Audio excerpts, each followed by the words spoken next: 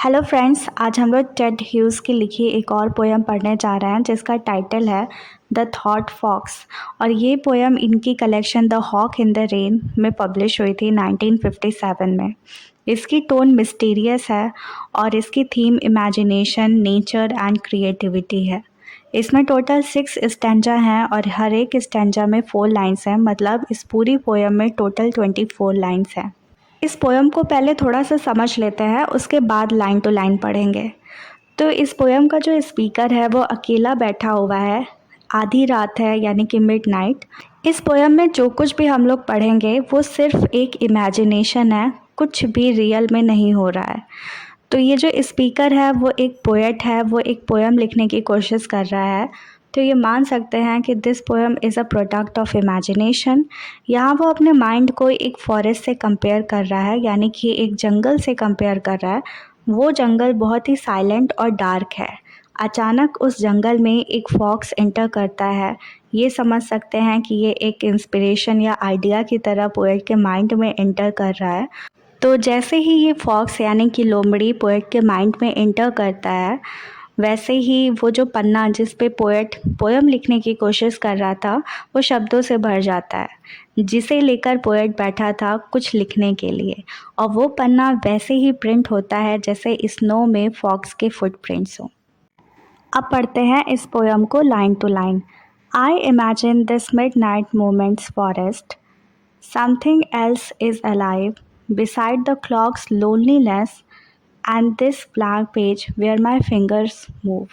I imagine, यहाँ पर speaker imagine कर रहा है और समय है मिडनाइट का, जब पूरी दुनिया सो चुकी है और एकदम शांति का माहौल है।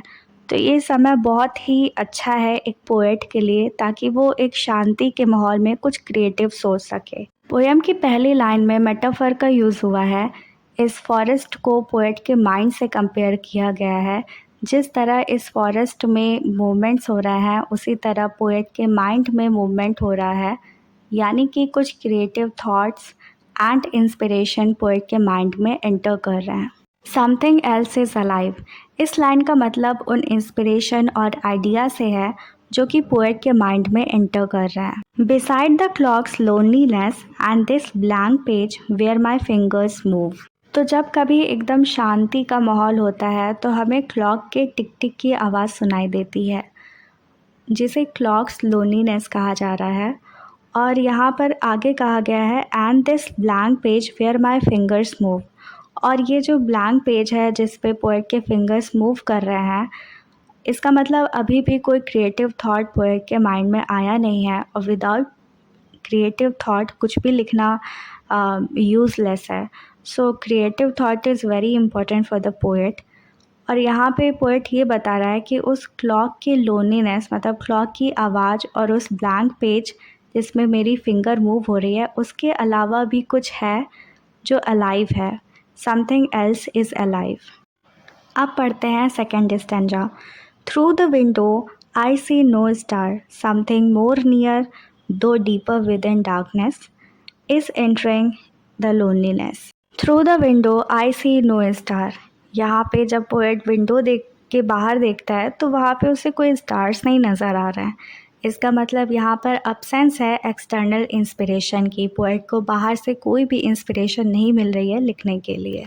समथिंग मोर नियर, यहाँ पे समथिंग का मतलब उस आइडिया और इंस्पिरेशन से है जिसकी प्रेजेंस को यहाँ बताया जा रहा है।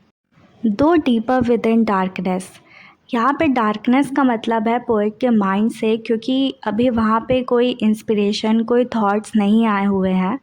पर ऐसा बताया जा रहा है कि इस डार्कनेस के बीच में कुछ डीप है जो अब पोएट के माइंड में एंटर हो रहा है। इज़ एंटरिंग द लोनलीनेस, तो जैसा कि यहाँ पे पोएट अकेला बैठा हुआ है, उसके माइंड में अभी कोई थॉट्स नहीं है, पर अब कोई इंस्पिरेशन या आइडिया धीरे धीरे उसके माइंड में एंटर हो रहा है। अब पढ़ते हैं थर्ड स्टैंजा।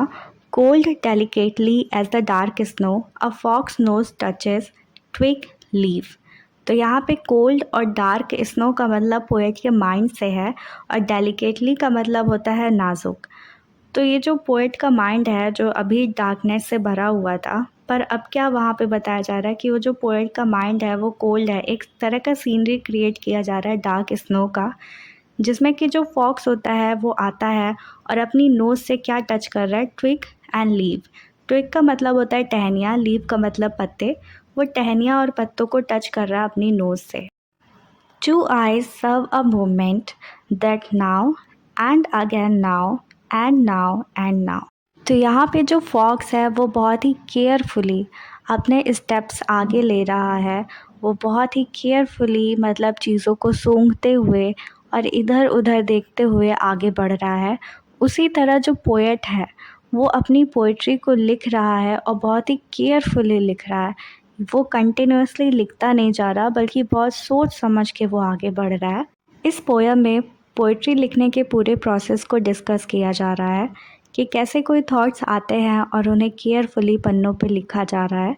जैसे कि वो जो फॉक्स है वो बहुत ही केयरफुली अपने स्टेप्स आगे ले रहा है, हर चीज़ों को ध्यान से देख कर सूंघ कर फिर वो आगे स्टेप्स बढ़ा रहा है। वैसे ही जो पोएट है बहुत ही केयरफुली अपने थॉट्स को उन पन्नों पर उतार रहा है। फिर आगे हम लोग को नाउ वर्ड का रिपीटेशन देखने को मिल रहा है। तो जैसा कि वो फॉक्स अपनी आँखों से इधर उधर देख रहा है बहुत ही केयरफुली और अपने स्टेप्स आगे ले रहा है, उसी तरह जो पोएट है वो पोइट्री लिखते समय बहुत ही केयरफुली वर्ड्स को चूज़ कर रहा है और उन्हें सही जगह पे प्लेस कर रहा है। अब पढ़ते हैं fourth stanza, sets neat prints into the snow between trees. तो यहाँ पे ट्रीज़ के बीच पड़े स्नो में जो फॉक्स के पैरों के निशान हैं वो बहुत ही साफ प्रिंट हो जाते हैं।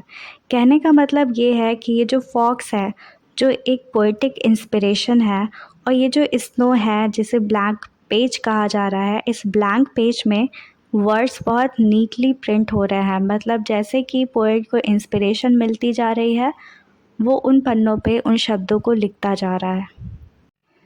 And barely a lame shadow lags by stump and in hollow of a body that is bold to come। वेयरली का मतलब होता है केयरफुली और लेम का मतलब होता है इंजर्ड।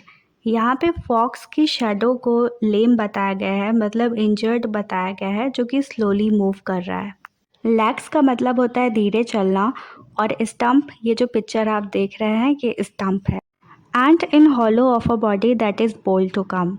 तो यहाँ पे हॉलो का मतलब पोएट के हेड से है, the dark hole of mind where new ideas and thoughts are formed.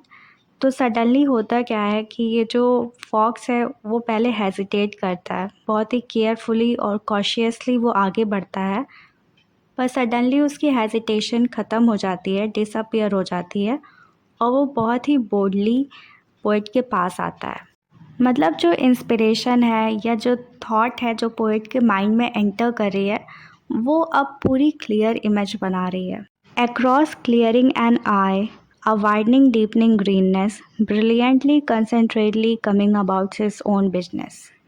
N eye show कर रहा है the conscious state of poet's mind, और ग्रीननेस शो कर रहा है क्रिएशन को या क्रिएटिविटी को, जो कि एक आइडिया या थॉट है जो कि अब ग्रो कर रहा है and is becoming more deep and definite.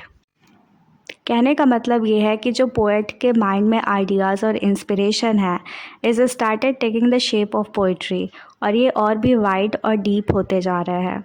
Brilliantly concentratedly coming about its own business. तो यहाँ पे जैसे कि वो फॉक्स मूव कर रहा है बहुत ही केयरफुली, वैसे ही ये जो पोएट है वो बहुत ही केयरफुली अपनी पोइट्री को लिख रहा है। और ये जो बिजनेस मतलब कि पोइट्री थॉट्स एंड आइडियाज़ और इंस्पिरेशन है, ये एक नेचुरल प्रोसेस है जिसे फोर्स नहीं किया जा सकता, और इसीलिए पोएट बहुत केयरफुली इंस्पायर होकर अपनी पोइट्री को कंप्लीट कर रहा है। Till with a sudden sharp hot stink of fox. तो यहाँ पे sharp hot stink of fox का मतलब है फुली फॉर्म क्रिएटिव आइडिया से। It enters the dark hole of the head. तो ये जो डार्क होल ऑफ हेड बताया जा रहा है पोएट के माइंड को या उसके हेड को, जहाँ पे न्यू आइडियाज़ और थॉट फॉर्म होते हैं। तो ये जो इंस्पिरेशन थी ये पोएट के माइंड में एंटर कर चुकी है। The window is starless still. तो जो विंडो के बाहर जो सीन था जहाँ पे स्टार्स नहीं दिखाई दे रहे थे, फुली डार्क था, और सिर्फ क्लॉक की आवाज़ सुनाई दे रही थी, टिक टिक की। The page is printed. और इसी के साथ जो पेज था वो प्रिंट हो चुका है, मतलब जो पोइट्री लिखने बैठा था वो अब कंप्लीट हो चुकी है। तो पहले इस पोएम में जो पोएट है उसके थॉट्स काफ़ी गहरे नहीं थे, काफ़ी धुंधले से उसके थॉट्स और आइडियाज़ थे। पर जैसे ही ये पोएम एंड होती है तो यहाँ पे उसके थॉट या इमेजिनेशन इतनी डीप और वाइड हो जाती है that he can be able to smell the stink of fox. और वैसे ही ये इंस्पिरेशन गहरी होती जाती है और ये जो पोएम है वो कंप्लीट हो जाती है। आई होप आप लोग को ये पोएम बहुत ही अच्छे से समझ में आ गई होगी। And if you are going to give your exam after watching this video, I will like to wish you a good luck.